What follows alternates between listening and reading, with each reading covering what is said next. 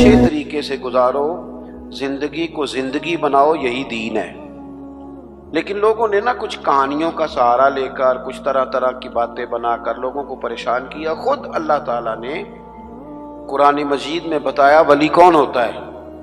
ایک تو فرمایا الذین آمنوا، یہ وہ لوگ ہیں جو ایمان لائے، وکانوا یتقون، اور دوسرا انہوں نے تقوی اختیار کیا۔ دو صفات قرآن نے ولی کی بیان کی۔ ایک تو اس کا ایمان کامل ہوتا ہے، وہ کچی پکی باتیں نہیں کرتا، ڈبل مائنڈڈ نہیں ہوتا، کر لوں نہ کروں، چلوں کہ نہ چلوں، ٹھیک رہوں گا کہ نہیں رہوں گا۔ آپ ایسے کیا کہتے ہیں یہ کر لوں، یہ کچی پکی باتیں۔ رب کے بندے کی شان یہ ہے کہ اس کا ہر وقت اپنے رب پر بھروسہ مضبوط ہوتا ہے، مضبوط۔ ہمیں پتہ کیا کیا گیا ہے، میں کمزور کر دیا گیا ہے، ہم ڈبل مائنڈڈ لوگ ہیں۔ ہمارے ہاں ڈھیر سارے لوگ ایسے ہیں جو مرید ہو کر بھی مرید نہیں، جو شاگرد ہو کر بھی شاگرد نہیں، جو کسی فیلڈ میں ہو کر بھی اس فیلڈ میں موجود، جو کسی ایک شعبے کو اختیار کر کے بھی اس شعبے پر پورے نہیں، کچی پکی باتیں کر لوں نہ کروں۔ اور یہ نوجوان نسل میں زیادہ مسئلہ ہے۔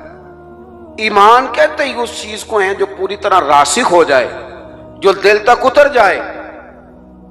اور ایمان کے ثمرات ہیں، جب آپ کا ایمان کامل ہوتا ہے تو پھر توکل بھی مضبوط ہوتا ہے، پھر ایمان کامل ہے تو پھر صبر بھی نصیب ہوتا ہے، ایمان کامل ہے تو شکر بھی نصیب ہوتا ہے، ایمان کامل ہے تو پھر قناعت کی دولت بھی ملتی ہے، پھر تھوڑے پر گزارا کرنے کی اللہ ہمت بھی عطا کرتا ہے، پھر خودداری بھی نصیب ہوتی ہے، پھر عزت نفس بھی نصیب ہوتی ہے۔ پھر وہ بندوں کو نہیں دکھاتا، وہ جو کرتا ہے رب کی رضا کے لیے کرتا ہے۔ پکی بات، ایمان کی پکی بات، مضبوط۔ حضور علیہ الصلوۃ والسلام نے حضرت عارثہ سے پوچھا تھا آج صبح کیسے کی؟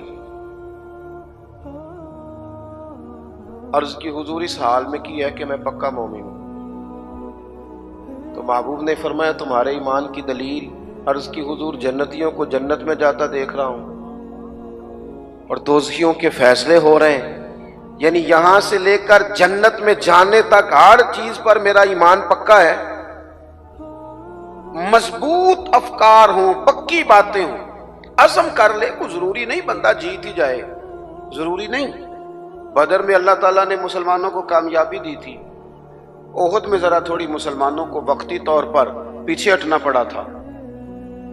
اللہ کو ضروری ہے کہ ہر موقع پر انسان جیت ہی جائے، لیکن اس کا عزم پکا ہونا چاہیے، اس کا نظریہ پکا ہونا چاہیے۔ الذین آمنوا، پکی بات کرتے ہیں، پکی بات کرتے ہیں صاحب ایمان۔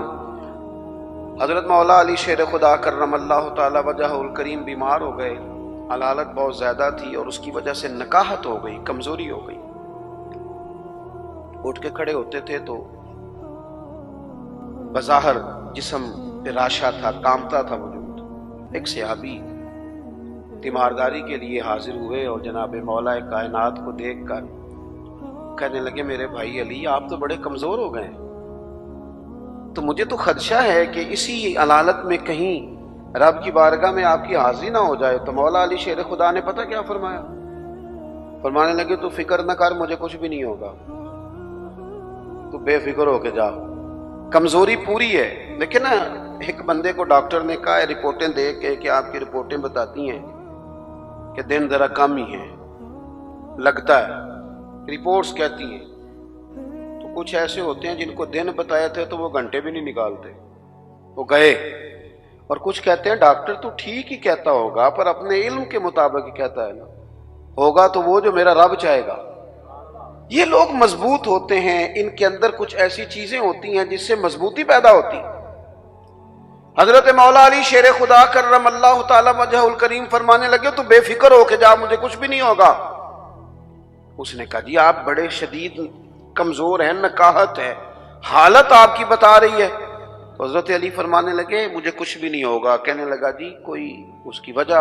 فرمانے لگے وجہ ہے نا، اللہ کے محبوب علیہ الصلوۃ والسلام نے فرمایا کہ علی تو اس وقت دنیا سے جائے گا جب تیری داڑھی خون سے رنگین ہوگی، تیرے اوپر خنجر سے، نیزے سے، تلوار سے وار کیا جائے گا، میں بیماری سے نہیں جاؤں گا، میں تو میدان کے اندر مجھ پر حملہ کیا جائے گا، یہ بیماریاں جتنی مرضی بھی آ جائے میرا بگاڑ کچھ نہیں سکتی، کیونکہ ساڈے نبی دی زبان ساڈے واسطے قرآن، حضور نے فرما دیا ہے، لہذا میرا کچھ بھی بیماری بگاڑ سکتی۔ ہم نہ کمزور ہیں، اور یہاں سے کمزور ہیں، یہاں سے مالی طور پر جو لوگ کمزور ہوتے تھے وہ بھی گزارا کر جاتے تھے، جو لوگ جسمانی طور پر کمزور ہوتے تھے وہ بھی کچھ سوسائٹی میں وقت گزار لیتے۔ ہم ذرا ذہنی طور پر کمزور ہیں، کچی باتیں کرتے ہیں۔ جوانوں سے پوچھے نا کیا کرنا ہے، عمر کتنی ہے، کہتا میری عمر ہے 26 سال، کرنا کیا ہے، کہتا سوچ رہا ہوں۔ او بھائی، محمد بن قاسم تو 17 سال کی عمر میں سندھ فتح کر گئے، چھوٹی چھوٹی عمروں میں معوذ اور معاذ رضی اللہ تعالیٰ عنہما نے ابو جہل کو قتل کر دیا۔ وہ لوگ تو انقلاب برپا کر گئے، اور آپ اتنی عمر ابھی سوچ رہے ہیں کام کس دن کرنا ہے، پروگرام کس دن طے کرنے، آگے کس دن بڑھنا ہے۔ پوری 40 سال عمر نہیں ہوئی حضرت سیدنا معاذ ابن جبل کی، حضور کو راضی بھی کر گئے، ایک علاقے کی گورنری بھی دیکھ گئے، رب کی بارگاہ میں پیش ہو گئے۔ حضرت عمر بن عبدالعزیز کا ذکر میرے دوستوں ممبروں پر ہوتا ہے، وہ صوفیوں کے لیے بھی راہ عمل ہیں، علماء کے لیے بھی ہیں، بادشاہوں کے لیے بھی ہیں۔ عمر کتنی پائی؟ 39 سال، پوری 40 نہیں، 39 سال۔ ہماری تو وہ کچی پکی باتیں، کوئی عزم نہیں، کوئی پروگرام نہیں ہے۔ وہی تیرے زمانے کا امام برحق جو تجھے حاضر و موجود سے بیزار کرے اور موت کی شکل میں دکھلا کے تجھے جلوہ یار زندگی تیرے لیے اور بھی دشوار کرے۔ اللہ کا بندہ تو وہ ہے کہ تیرا جینا مشکل کر دے، تجھے کام پہ لگا دے، تو نکلے تو صبح و شام پلٹنا جھپٹنا، جھپٹ کر پلٹنا، لہو گرم رکھنے کا ہے ایک بہانہ۔ لیکن جن لوگوں نے ساری زندگی طے ہی نہیں کیا کہ اصل میں ہم ہیں کیا، ہم نے جانا کدھر ہے، کرنا کیا ہے، کوئی مقصد حیات تو ہو، تو اللہ کے بندے کامل یقین والے۔ نبی پاک صلی اللہ تعالی علیہ وآلہ وسلم نے نا اپنی امت کو یقین کی دولت عطا کی ہے۔ کس طرح عطا کی ہے؟ بالکل سامنے آ گئے تھے کفار مکہ، غار ثور کے بالکل سامنے۔ جن لوگوں نے، اب تو ماشاءاللہ ڈھیر سارے لوگوں نے غار ثور کی زیارت کر لی ہے نا جی، ماشاءاللہ۔ ایسے ایسے تو کریں، تھوڑا تھوڑا کی ہے نا، جنہوں نے زیارت وہ کریں، کی ہے نا جی ماشاءاللہ۔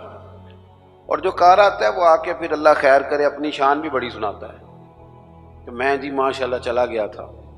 وہ بھائی آپ گئے تھے، رستہ بنا ہوا ہے، رستے میں 2-3 جگہ بیٹھنے کا بندوبست ہے، چائے پانی ملتا ہے۔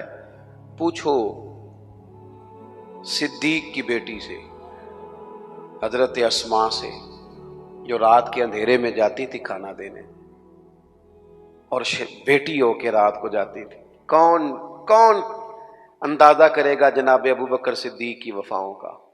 کہاں سے کائنات مثال ڈھونڈ کے لائے گی؟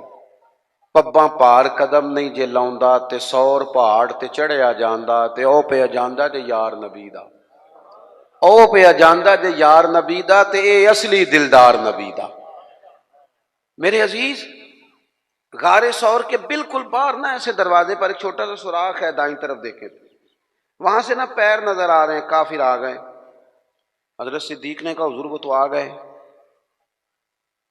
یہاں پتہ چلتا ہے بندے کا توکل کس طرح کا ہے، یقین کہ حضور یہ کھڑے پہنچ گئے، آ گئے، نہیں بالکل بندے پر سوار ہو جائے کہ ٹینشن پوری طرح غالب ہو جائے، لیکن بندہ مومن کہے میں مومن ہوں، میرا رب پر بھروسہ مضبوط ہے، یا رسول اللہ وہ تو آ گئے۔ تو حضور نے کیا فرمایا؟ قرآن مجید سورہ توبہ، کہا لا تحزن، ابو بکر غم نہ کر۔ غم، اللہ کرے جوانوں آپ کو سمجھ آئے میں کیا کہہ رہا ہوں۔ نہ تو اندر کوئی بارود پڑا ہے، نہ اندر کوئی اسلحہ ساتھ ہے، بندے 2 اور باہر وہ کتنے سارے، اور دروازے پر آ گئے، این بالکل دروازے پر۔ حضور کیا فرماتے ہیں؟ لا تحزن، غم نہ کر۔ کیوں نہ غم کر؟ کیا کس بنیاد پر نہ کر؟ تو وہ بنیاد سنیں اور اس کو سمجھیں۔ ہم مسلمان ہیں، ہماری تھوڑی سی انفرادی سوچ ہونی چاہیے دوسروں سے۔ ہم لاوارث نہیں ہیں، ہم رب رسول والے ہیں، ہماری باتیں کچی پکی نہیں ہونی چاہیے، انہیں پختگی ہونی چاہیے، ان کے اندر کمال۔ حضرت باجدید بستامی رحمۃ اللہ علیہ ایک مسجد میں اعتکاف میں بیٹھے تھے، تو دور جا کے آپ اعتکاف بیٹھتے تھے، کہتے تھے یہاں نا بستام میں لوگ ہاتھ بڑے چومتے ہیں، لوگ دیکھ رہے ہوتے ہیں کہ فلانے کی بڑی شان ہے، لیکن اگر بندہ صوفی ہو نا، درویش ہو، تو وہ ڈر رہا ہوتا ہے، کہتے یار اتنے لوگ میرے پیچھے پھرتے ہیں، رب کی بارگاہ میں جواب بھی دینا ہے۔ تو حضرت باجدید نے ارادہ کیا کہ دور جا کے کہیں اعتکاف بیٹھنا ہے، اٹھ بلیا چلو تھے وسیے، جتھے وس دے نہیں سارے انے، نہ کوئی ساڈی ذات پچھانے تے نہ کوئی سانو منے۔ دور جا کے تو لوگ جانتے نہیں تھے، تو حضرت اپنا خشک راشن وغیرہ ضروریات کی چیزیں لے گئے تھے، اعتکاف بیٹھے تھے، جو بندہ بھی آتا کہتا بابا روٹی کہاں سے کھاؤ گے؟ فرمانے لگے بھی اللہ اسباب بنائے گا، انشاءاللہ بہتری ہو جائے، کچھ میرے پاس سامان۔ کہنے لگے نہیں وہ تو ٹھیک ہے پر کیسے؟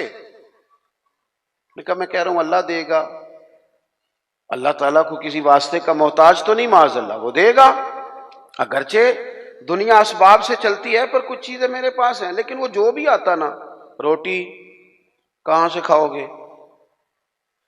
حضرت باجدید رحمۃ اللہ علیہ ایک دن فرمانے لگے، جب تنگ آ گئے نا، ہر نمازی پوچھتا، تو آپ فرمانے لگے یہ 7 یہودیوں کا گھر ہے، میں نے پیسے دے دیے، 2 روٹیاں صبح 2 شام مجھے دے دیا کریں گے، اور ذرا اونچی آواز میں کہا تاکہ سارے سن لیں۔ وہ لوگوں نے پوچھا